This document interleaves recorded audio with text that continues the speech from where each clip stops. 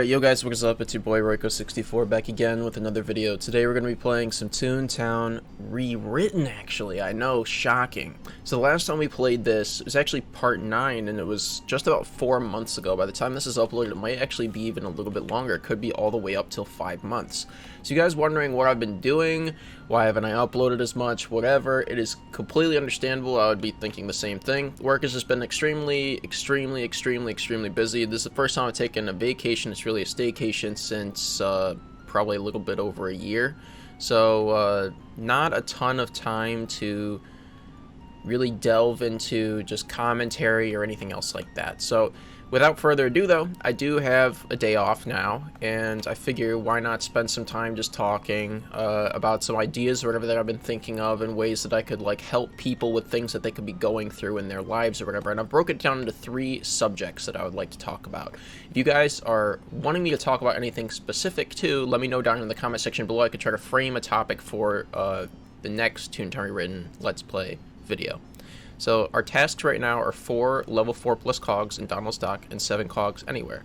So I think the best place we can get level 4 plus would probably be Lighthouse Lane, but I don't want to fight super high levels, so I'm probably gonna go down Barnacle and just hope to find just pure level 4s, like some really shitty cogs. That way I don't have to get clapped.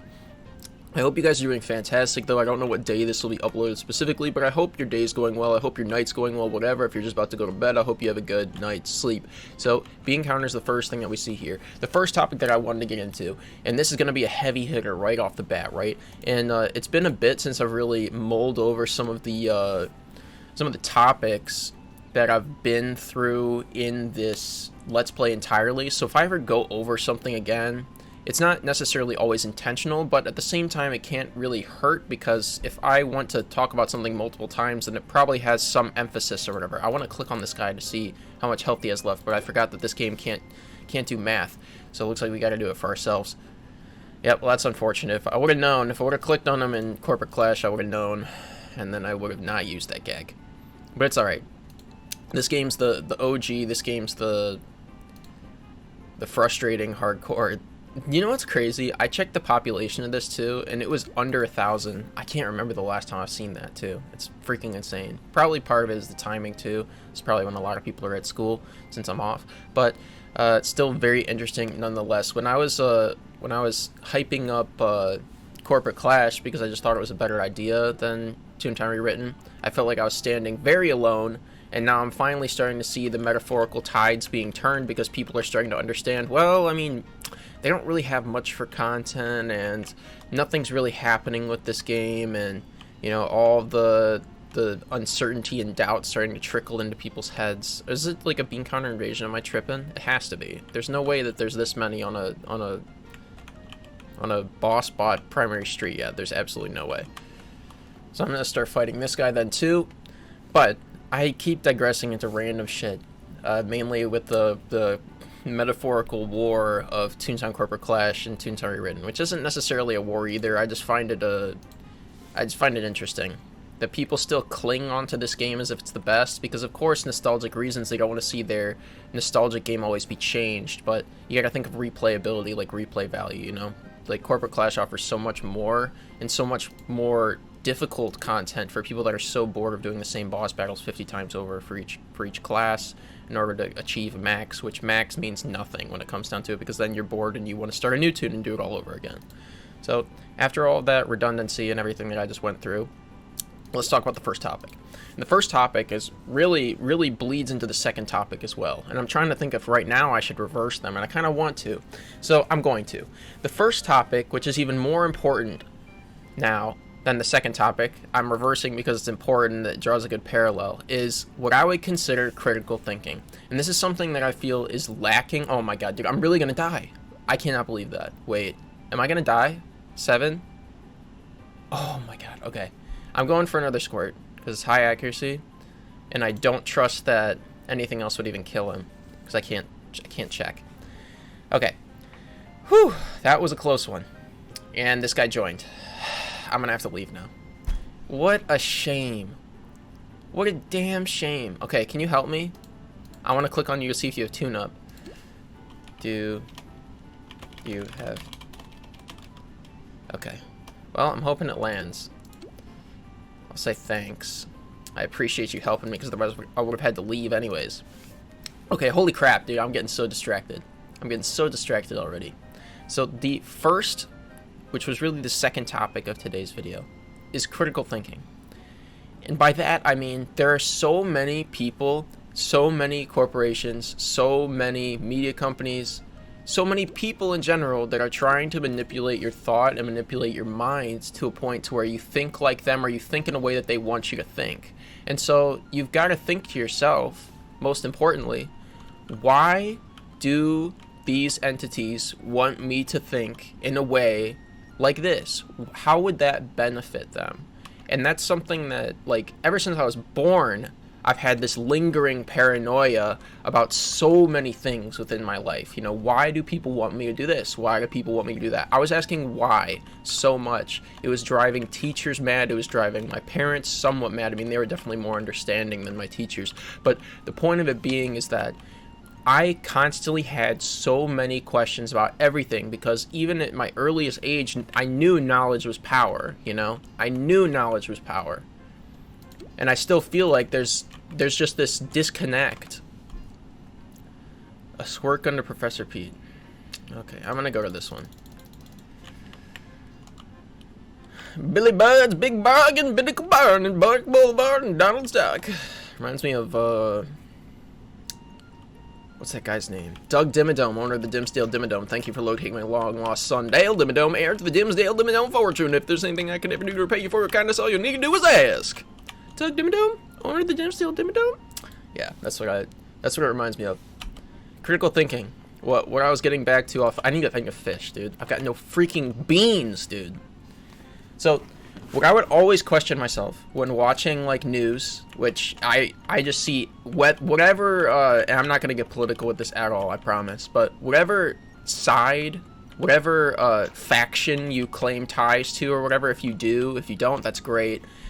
Whatever channel you watch on TV or whatever, just think, why are they presenting the data in a way like this, and how can I get the full perspective of data from both metaphorical sides or anywhere in between? Because the reality is that the story that you receive from one given side, and there could be tons of sides, you see it from both sides, the truth is almost always going to be somewhere in the middle.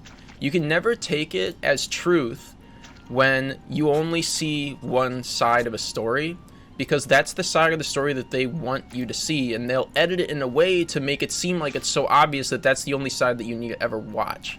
And so that's where critical thinking comes in, because whenever I see like articles about anything, or like especially when it comes to like interaction with police or whatever, the first thing I want to see is like completely raw footage of the entire interaction. Even if it's an hour, I'll watch it, because the thing that I never trust is snippets. These snippets without any context. It's like, well, no shit, that's an extreme 20 seconds of footage or whatever, but how did it get to that point in the first place is the most important thing for me.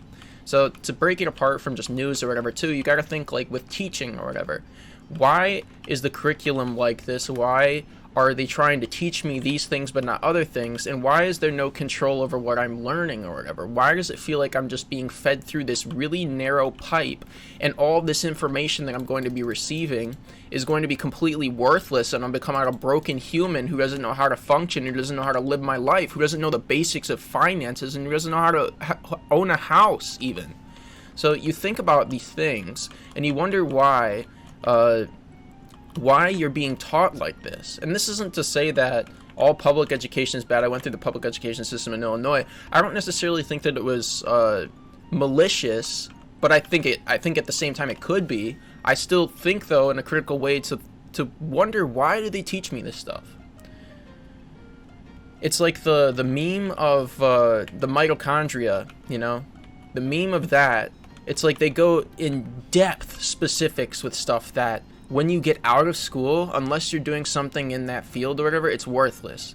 So how can schools nowadays get to a point to where they're actually teaching information that'll be useful when you get out into the real world? And that's truly what it is the real world, because when you're in these schools, when you're in, I mean, even if you're in like a private school or whatever, it's like you're in a bubble until you leave and you start working, you know? You're in a complete bubble. And even when you're working, you could be in a little bit of a bubble too, depending on where you're working. So the point of it is with this is if I could bring viewers or whatever anything from anything that I've expressed or whatever is to question everything. And it can bring a sense of like paranoia if you don't have it under control, but at the same time, I would always rather know the horrible truth than be told like a pretty lie. And that contradicts what I think a lot of people would, not a lot I'd say, but there's a decent percentage of people who would rather be told a pretty lie, and that to me, that's like asinine. Like I would never be able to live in a pretty lie, no, like when I know that there would be an ugly truth behind it. I always want to know the ugly truth. So that's why I always keep digging for more information on things, and I never take anything anyone says, especially a talking head on a propaganda network for either metaphorical side, to say that this is fact or this is the truth. You always have to check everything yourselves, and you have to read from tons of different sources or whatever. So that was the number 2 section, but I've changed it to number 1 because it was really important. So the other thing that I wanted to talk about too, briefly, is just drugs and the normalization of drugs in general. So what I would say about this is, it's important that you understand that I am in a notion that all drugs, just about all drugs, are very bad for your health. So keep that in mind as a preface to me talking about drugs in general, because I'm not trying to say that drugs are good at all. So take that before I start talking about this. I do think, though, however, that there are specific drugs that are being taken out of what would be considered bad drugs and are being pushed to say, well, they're not really drugs, you know. They're like, look how many people use them, you know what I mean? So in regard to, especially one of the biggest things that I can think of for normalized drugs is caffeine. So what is the thing that you imagine? So I'm bringing this to you now. If you saw a Starbucks, what is the first thing that you imagine? What is the first thing that you think of when you look at the outside of their building? To me personally, and everywhere that I've been where I've seen like a Starbucks, or I've seen like a coffee shop or whatever, like a popular coffee place, like there's like Dunkin' Donuts, like stuff like that too, is I always see a line going around the entire fucking building. What does that mean to me? To me, that means, well, like, great, like, that's a good business, they're doing well, but it also feeds into this crippling addiction that people have with caffeine and coffee in general.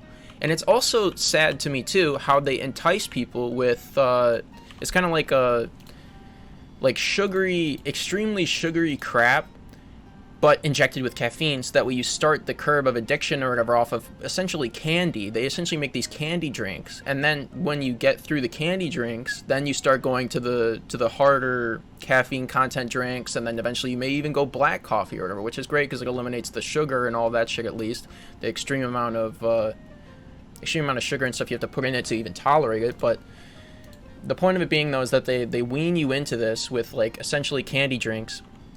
And then you're crippling addicted to caffeine. Like, you can't even live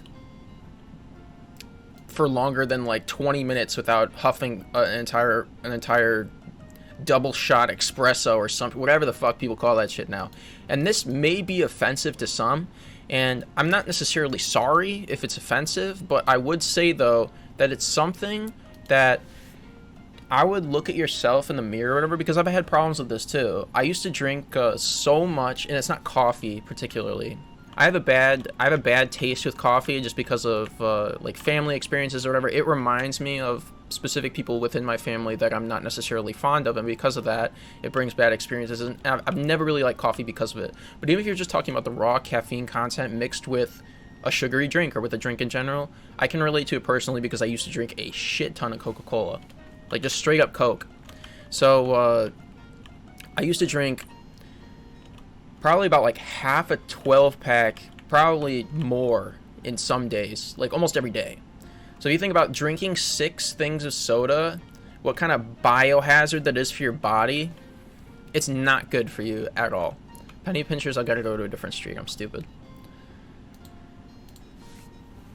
So I lived it, and I even got to a point where I was drinking like Monsters or whatever. You know, I don't even know if they have these Monsters anymore, but when I was growing up, when I was probably in like middle school-ish, like 7th-ish grade or whatever, and I was trying to impress people or whatever, or show how like much of a fucking edgelord I was, I would grab 2 of those like resealable blue Monsters or whatever, and I would chug both at the same time, and I felt like I saw my soul leaving my body because of how disgustingly unhealthy that was. If you ever think of doing that, just don't, because I think I lost like a year of my life doing that.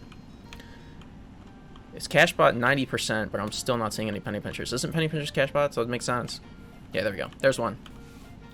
And so the point is that I'm not trying to critique people as if that I'm some fucking saint, because the only reason that I feel like I have any, I don't know if the word is credibility or whatever, is because I've been through something like it in the past, and the only way that I can try to help people is to deter them away from doing the stupid shit that I did when I was younger. And so that's a huge one, is caffeine and normalization of a drug. Another easy one too, and I mean part of it is just corporate ties, right? So corporate ties, if they're making a shit ton of money off of it, they're going to want to keep pumping it, and so they'll get whoever they need to tell them that caffeine is not as bad as it actually is for your body. And so that's my point, is question, well, why is caffeine so readily available? Why is caffeine in literally almost every drink that we drink nowadays? Why are they trying to get us hooked on caffeine, you know? What is the benefit? And most likely, there's either a money benefit, a power benefit, or something. Wow, another penny pincher, dude, I'm banking. And so the other drug in particular that I think is extremely normalized, that I still have some experience with too, is drinking, like alcohol. So there's an interesting like parallel here, because this is where caffeine is like pretty much completely legal no matter what you do. There's legal, like illegal and legal elements to drinking alcohol. It depends on where you live or whatever too. I'm not going to act like I'm the world here. So in the United States, and in Illinois specifically, you have to be 21 to be able to drink alcohol. And this is another interesting thing too, because like you can literally get enlisted and fight like in a war, metaphorically, and you still couldn't drink. So the age of it I always find very interesting, and I always wonder why. Why is that the case? Why do you have to be 21 for alcohol, you know? Because in the United States, in my general vicinity, in terms of community or whatever, nobody really follows that, but then people just get fined, or they get like police interactions or whatever if they do before and they get caught. But there's all of these it just doesn't seem like it's it doesn't seem like it's a logical string of rules or whatever for alcohol. But it is debilitating at the same time. Alcohol is like probably one of the worst drugs, and it's even almost worse because of how normalized it is. We've been drinking it for so long or whatever. There's obviously the point in time of history or whatever where we tried to completely ban it, and then you saw how well that worked. When you try to ban something like alcohol, people just make their own, what were they called? I forgot the name of it. It was essentially like speakeasies. I think that's what I'm thinking of. Obviously banning alcohol didn't work. The point that I'm trying to bring up though is that alcohol completely destroys your liver long term.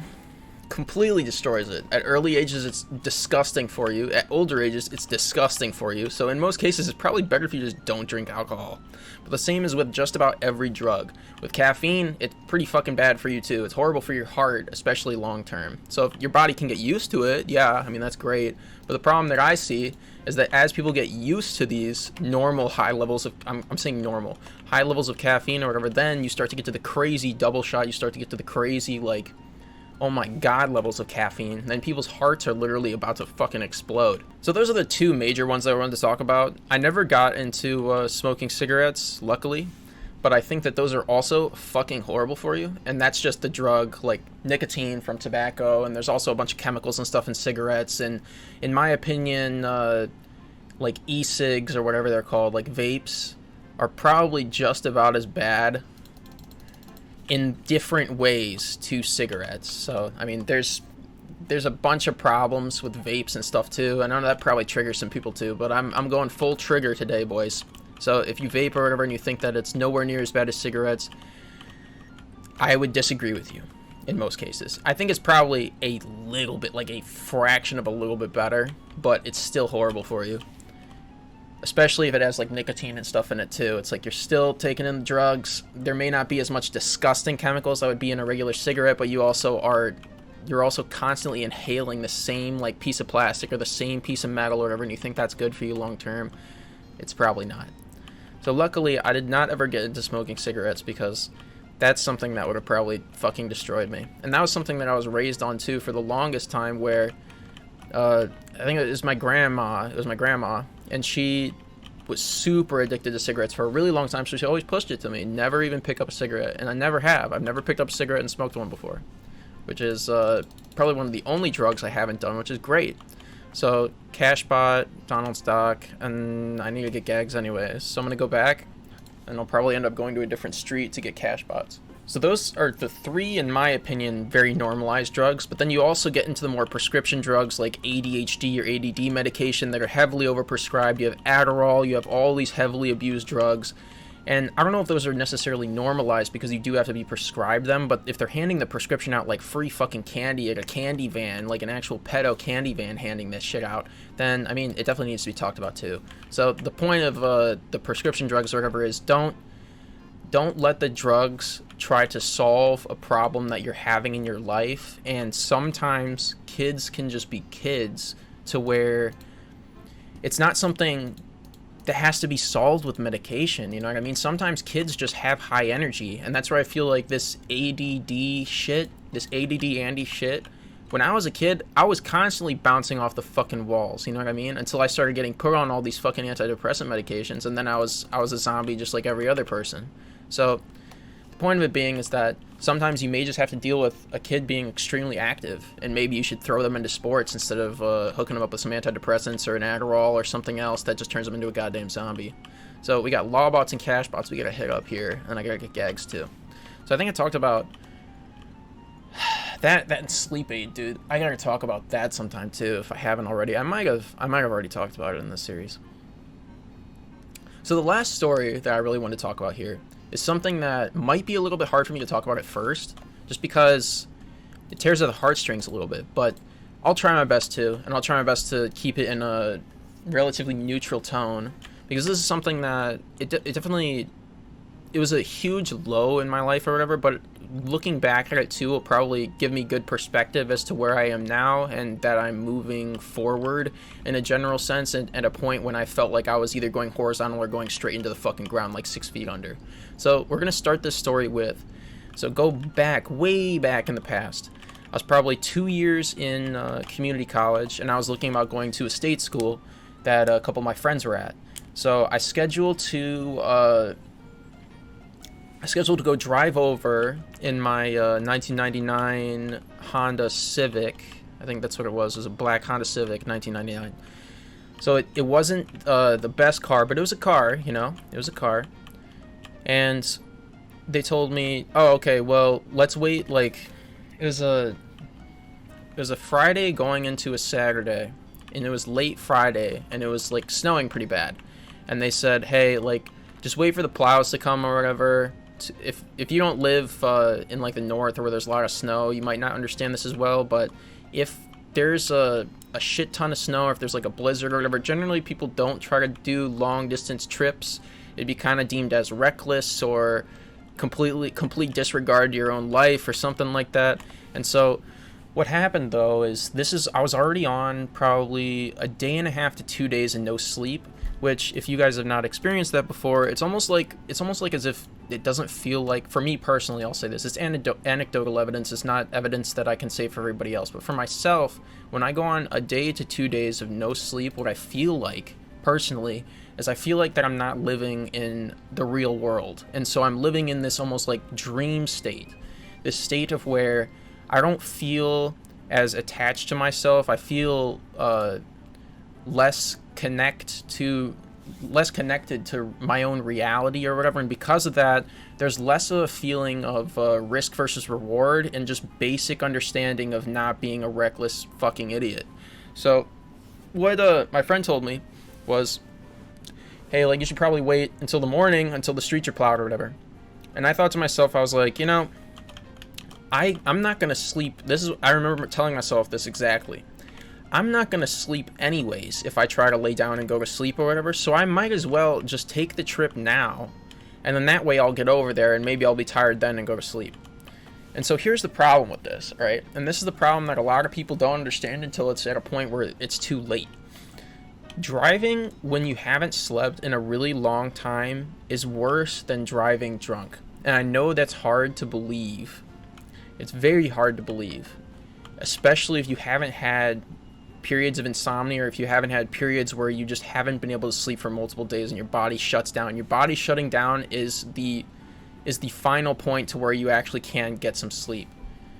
That's where it starts to get scary. And so what I'll say though is, me going on a day and a half to 2 days not sleep, I could not like fathom, I could not understand the risk versus reward of this. The risk being, you haven't slept in a day and a half to 2 days, so your functions aren't as good, like your brain functions aren't as good. But I wasn't willing to analyze that. I wasn't willing to understand it because I was so detached from myself. So what I did is I said, nah, like I'll be fine. So I'm just gonna start driving now while it's still like an active like snowstorm or whatever, and I'm gonna drive across the state to go and visit my friends because I'm not gonna sleep. I'm not gonna fall asleep anyways. I couldn't fall asleep. I tried and I couldn't fall asleep. So I'm just gonna go visit my friends. It'll be no problem, and I'll be right over there. So this is where it starts to, all these red flags in a normal person should start to show up. But they didn't in my head. I was either reckless or disconnected or both, to a point to where I didn't care. And maybe part of it, I was just careless with myself, and I was careless with my own life at that time. So what I would say with that then too is, even when you feel like that, what you kind of have to do is think, am I thinking normally? Am I thinking rationally? Or is this something where I should take a little bit of time, don't do what my brain is telling me is completely fine, and try to understand the red flags, you know what I mean? Break it down, write it down or whatever, and try to figure out the red flags that are already in that space. So the biggest thing was, obviously, it was like a blizzard. It was like a snowstorm. That's huge. Like, even if you haven't slept for a while, that's something that's hard for people to drive through or whatever. And so that didn't go off in my head. The no sleep clearly didn't go off in my head. I thought I was fucking invincible. And the worst thing of all is, this is where it gets really bad. So we were gonna go like party or whatever. I was age 20 with probably 3 weeks to a month before I turned 21. This is important because, like I was referencing earlier, the legal age to drink in Illinois, and I'm not going to act like Illinois is the world or that the United States is the world. I'm not saying that, but in my specific circumstance, you had to be 21 in order to have alcohol, to be able to drink alcohol, to be able to do anything with alcohol. You would get punishment or whatever, essentially, if you weren't 21 and you had alcohol on you.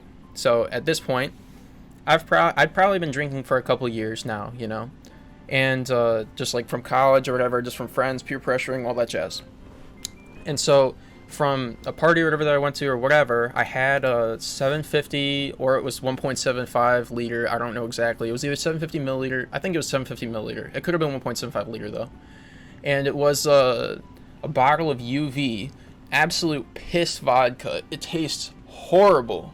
All right, anybody who loves UV vodka, the only thing I loved about it was the price, dude, because it was pretty cheap.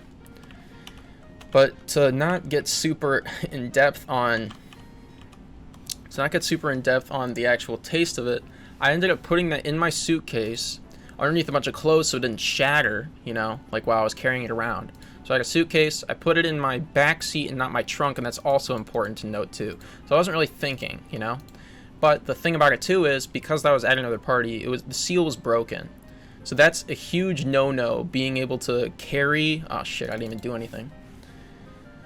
Oh man, I'm gonna lose this because I'm throwing. So I took that bottle with me, I didn't think much of it at all.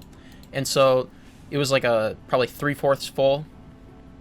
Seal was broken. Hugely important to note. And I started my drive off to go visit my friends. I felt completely disconnected with myself or whatever. I was driving down the highway. What happens next is something that, like, I've probably visualized in my head probably hundreds of times, so I don't know exactly if this is, not that it's glorified, but if it's, like, over dramatized or whatever, because it's anecdotal evidence in my head it's been on repeat probably hundreds of times, if not like 1,000 times since it's happened.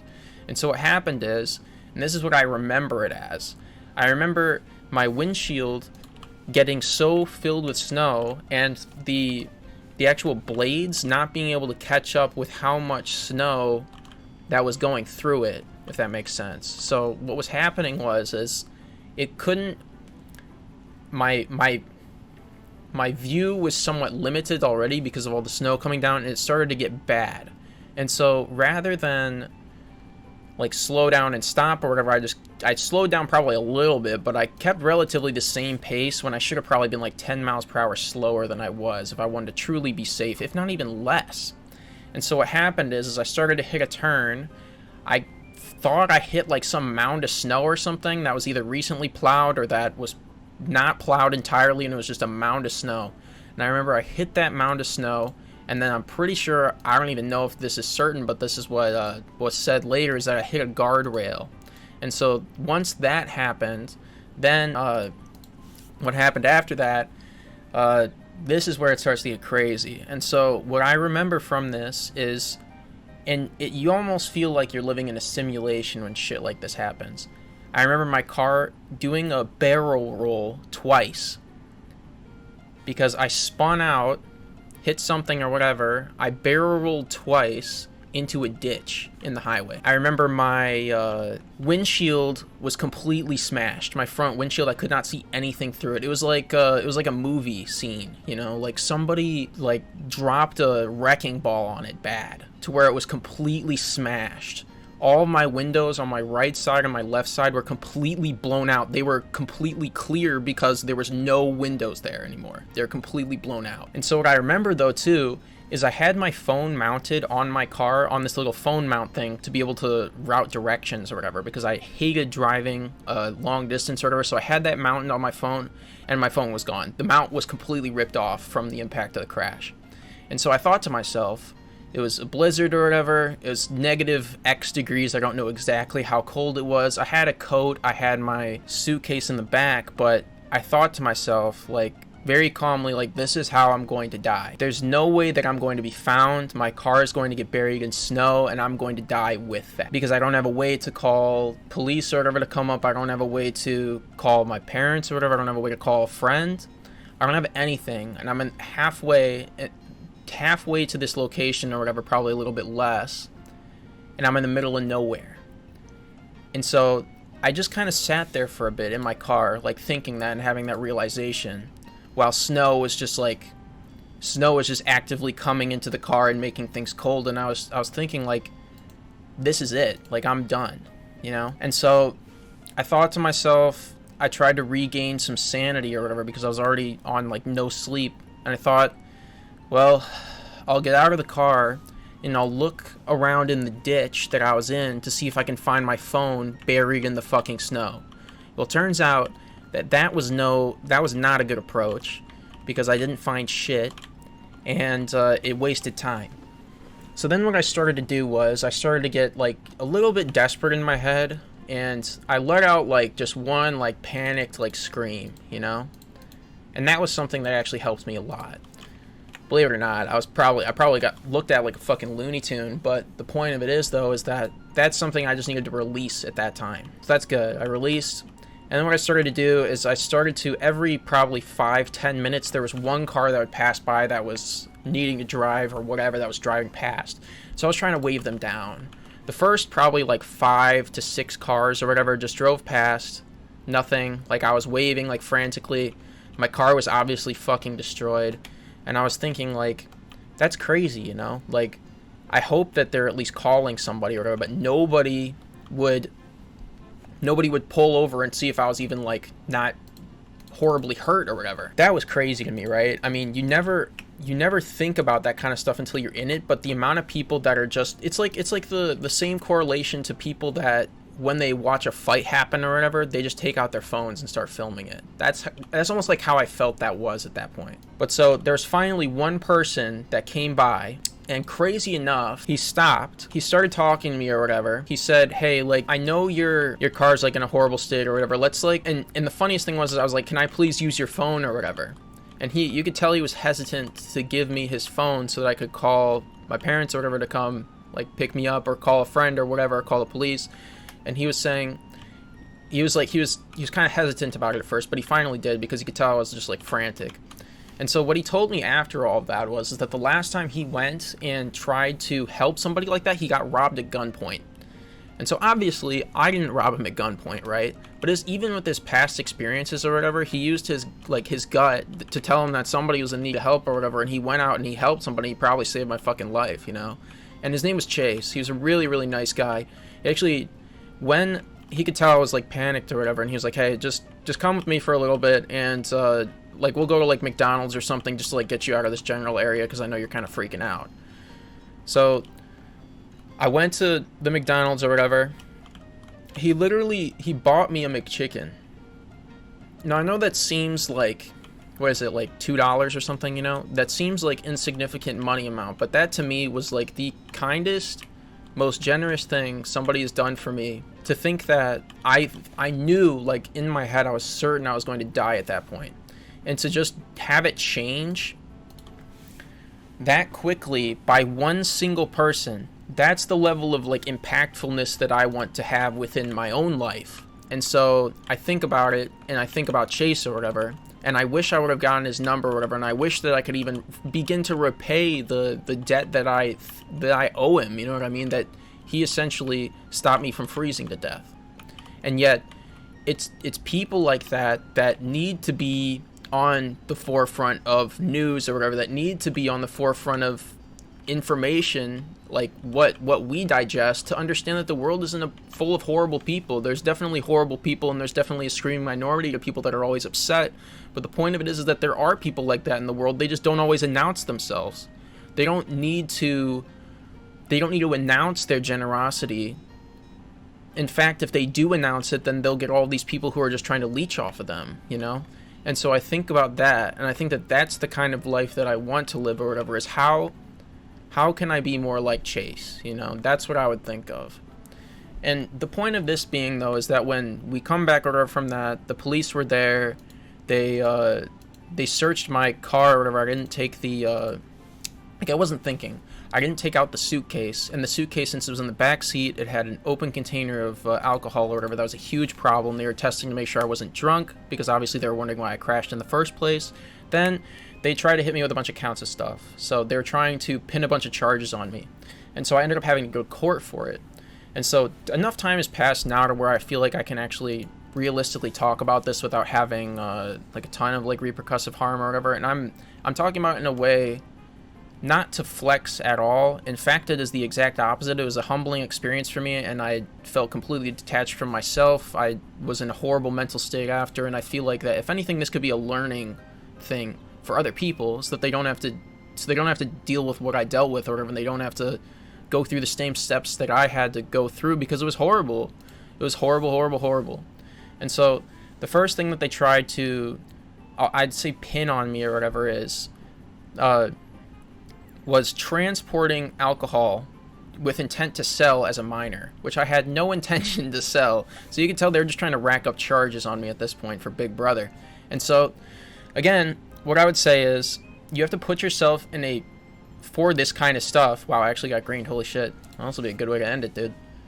2 guys dancing, too. That's fucking bad manners. Like I wasn't even a part of the fight. So you gotta set yourself up for success or whatever. And in that sense, in every element, I set myself up for failure. And I got what I deserved in that sense. I got failure. And so the thing that I would ask or request people around that age range or whatever to do is just take a second to really think critically, and also do risk versus reward. Risk versus reward is something that I've been thinking of for the longest time, especially in regards to work or whatever, and it always helps me.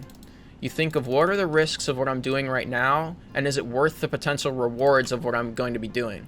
And the answer, if you're asking yourself, in almost all cases, it's no. You know, is the risk versus the reward? And then you go on to the next thing and you don't do it. And that's the best thing you can do. In that sense, I did not do that, and I was punished for it brutally.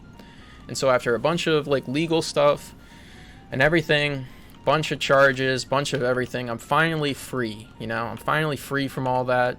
And I've learned from it, and I've become a better person from it. And I haven't done anything like nearly that bad since, you know, which is great. It's great at least that I've learned from my horrible mistakes, and that I don't continue to repeat them. And that's the most important thing. If you can take anything away from this, is that mistakes aren't always a bad thing. That mistake brought reality to my perspective. Brought the reality of it that I were to continue this kind of stupid-ass lifestyle, then I would be dead. And in most cases, I should have been dead in that case. I was lucky to even survive the car crash, let alone not be extremely debilitated or disabled from a car crash with that like magnitude or whatever.